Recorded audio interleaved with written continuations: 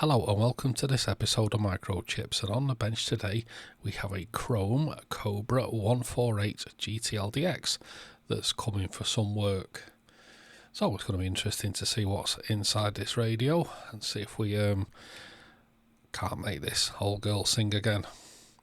But before we start, don't forget to like, share, subscribe, comment, join Facebook, join Patreon, buy me a coffee, have a look at my website microchips.net, and let's get started.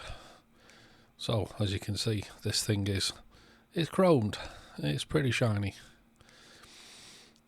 I'm just looking at the speaker screws underneath. It's a shame they weren't replaced, but we've got spare ones, so we'll replace those later. So, lifting the lid off, we're greeted with a massive big EEPROM board that's flapping about in the breeze, as you can see, and that masking tape on it looks rather crusty, so I can only presume that that's been in there for quite some time. But yeah, that's going to have to come out. Customers also complain that the speaker's broken, and sure enough, the speaker is well and truly shot, so I'll have to try and source a replacement for that. Looking at the circuit board side, of course there's the usual bird's nest of wires that's underneath there, with an extra diode underneath. So yeah, so let's have a look where this thing is transmitting. So for some strange reason it seems to be on the zeros, not on the fives.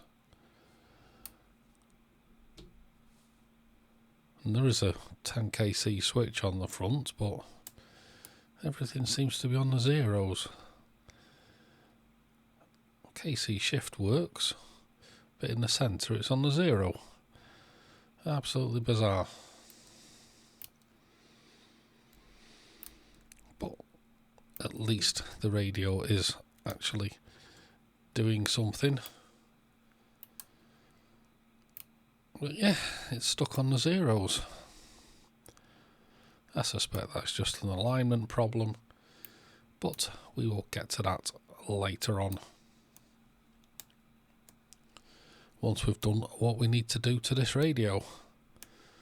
But radio seems to be working apart from this problem. There's the usual sliced tracks on the binary adders. So all that's going to have to come out if we're going to do something to this radio. So yeah, plenty of sliced tracks there. The 2SA1012 needs replacing with a bigger and better one. Looks like we've got a variable power mod, and I presume that's the SWR calibration that's been moved to a pot inside and just left flapping about in the breeze. Of course, the FM deviation's cranked fully up, as to be expected. Why wouldn't it be? So yeah, somebody spent some time with this EEPROM board. And moving to the back, that's one of our speaker wires flapping about in the breeze. So we're going to have to sort that out as well, but that won't be a problem. I think that's minor compared to what's going on with this radio. So let's start by carefully removing all these wires. And I know if this was DT307, he would have just gone in there with his bolt cutters and snipped the lot. But you know, we're a little bit more civilized than that. So we're just going to unsolder what we can.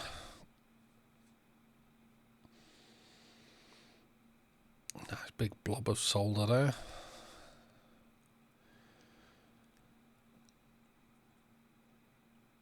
And have a look at the mess that's underneath.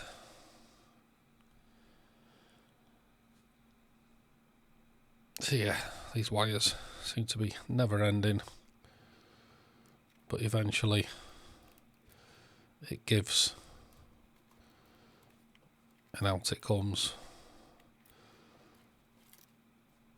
Well, most of the wires anyway. There's one left going to a switch that we need to disconnect.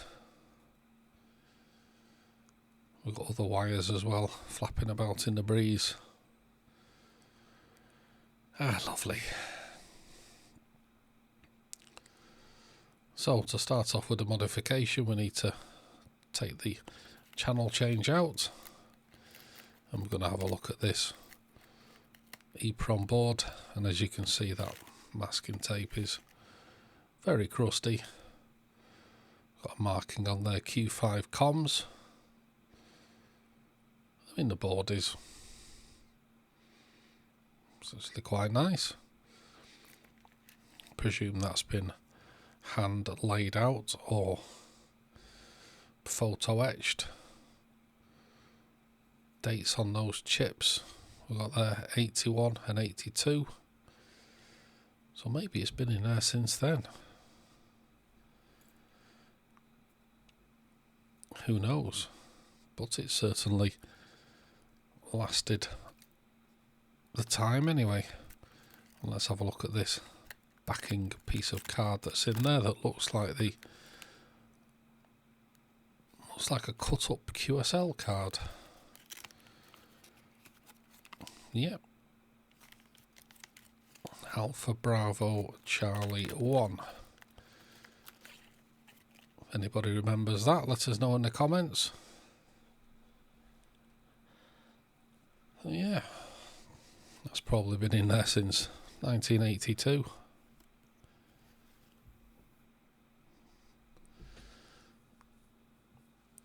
So carrying on working on the radio, as you probably guessed, the customer wants this DDS in. So we're going to fit one of my custom front boards in there, make it all look nice and tidy, fit the OLED display in there, connect the RX and TX LED, and there's our DDS board, microchips and DT307 in partnership making these boards. So there's our band select wired up, and there's our KC shift and clarifier wired up. Now I'm just having a look at that resistor that's on the power mod. It looks like it was about 500 ohm. So we've got plus and minus 5 kc. We've got the KC shift, and we've got the band select, TX sensing, and we've got tune on as well. All nicely plugged in, and all nicely cable tied up with some DT307 special blue cable ties, because we know he's a blue cable tie fanboy. So we're going to be fitting those parts where the 2SA 1012 lives. Nice big healthy beefy regulator.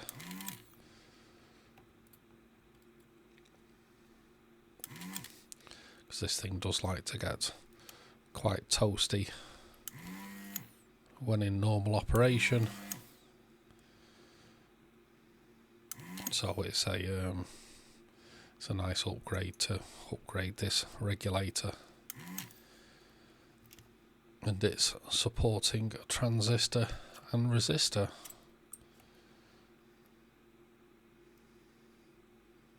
So we've got those desoldered, and we'll just do the resistor whilst we're at it, which is that one.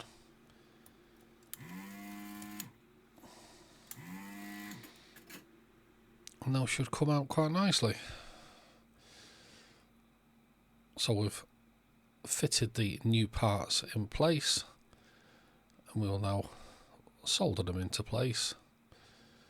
The new regulator, we do have to bend the legs slightly to make it fit in the footprint of the 2SA1012, with a little bit of careful work with some pliers, and we can bend those and get the new regulator to fit using the original holes.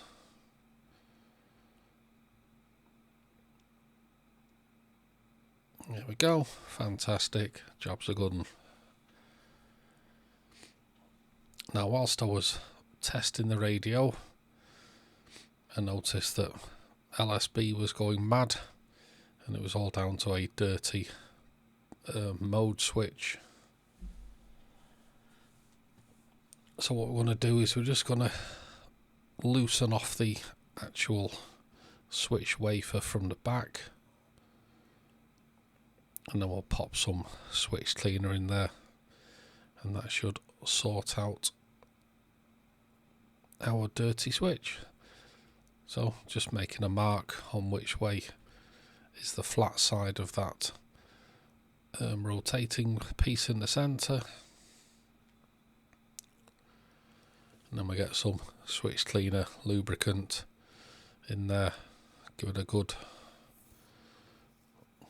dousing, give it a good turning round, and that should clean it up quite nicely.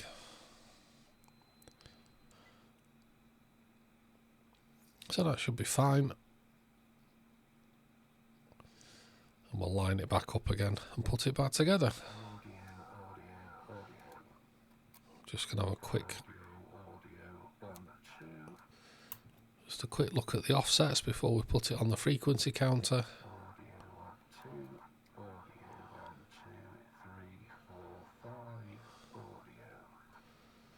Okay, we're sounding good up to now. Obviously I will be putting this on the frequency counter.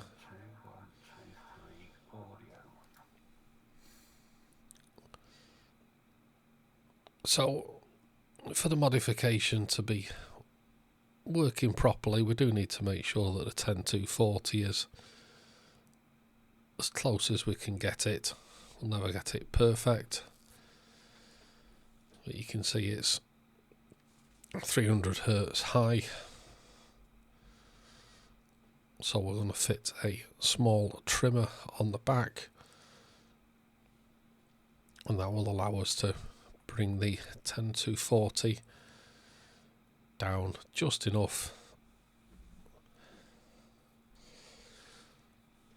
to get it in spec, because the DDS requires that everything be aligned properly. So we fitted the RX and TX LED into place. Now we need to do the VCO. So obviously this was not meant for 10 meter operation, so we've adjusted the VCO. We've got a lock on that.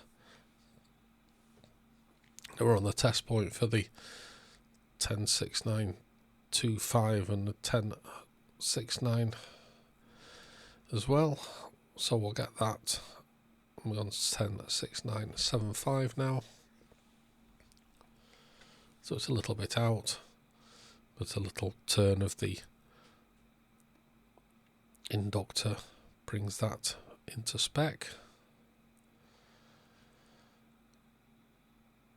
Now to tackle this flapping wire at the back that looks like it's hanging on by a deer thread. So what we've done is we've remade the wires, we've soldered it through, we've also put a wire link on for the wire to solder onto. Make a nice sturdy connection.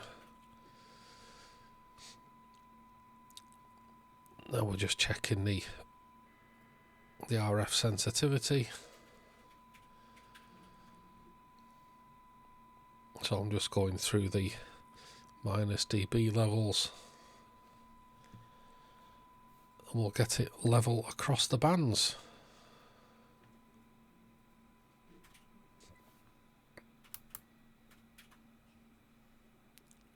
And finally we can set the meter for an S9, and that's that lined up. Now this speaker is a little bit of a pain to get hold of, being a 3.5-inch speaker. We took the speaker out, as you can see it's well had it. So the only speakers I've been able to get here quickly are 3-inch speakers. As you can see, it's a little bit smaller, but it's still 8 ohm 3 watt, just like the original one. And it does fit in the raised parts of the case. So I reckon with a little bit of rubber, just to space it off just a little bit, and some nice washers, we can get it into place and get it secure. And we've replaced the screws underneath with nice stainless ones as well, to match the nice chrome finish.